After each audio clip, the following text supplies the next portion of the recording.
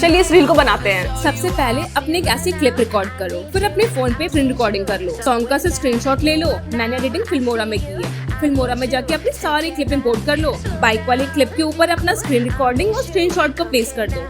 फिर screen recording पे click करके क्रोमा की से उसका बैकग्राउंड रिमूव कर लो। अब इफेक्ट पे जाके सर्च करो पिन और अप्लाई कर दो और अपने स्क्रीन रिकॉर्डिंग का प्लेसमेंट ठीक ऐसे कर लो। अब हम सेम चीज रिपीट करेंगे अपने स्क्रीनशॉट के साथ। अब ट्रांजिशन में जाओ और आर्क स्लाइड सर्च करो और उसे अपने स्क्रीनशॉट के ऊपर प्लेस कर दो। अब अपनी राइट वाली क्लिप को डुप्लीकेट करो और उसे टॉप पे प्लेस कर दो और एआई मीटिंग में जाके उसका बैकग्राउंड रिमूव कर दो। फिर अपना ऑडियो इंपोर्ट करो और एआई कैप्शन में जाके ऑडियो कैप्शन जनरेट कर लो और कैप्शन को एडिट करके अपने according font family, font size choose करो और अप्लाई ऑल पे क्लिक कर दो। सब टाइटल को डुप्लीकेटेड क्लिप के नीचे प्लेस कर लो। आपकी वायरल एडिट रेडी हो जाएगी।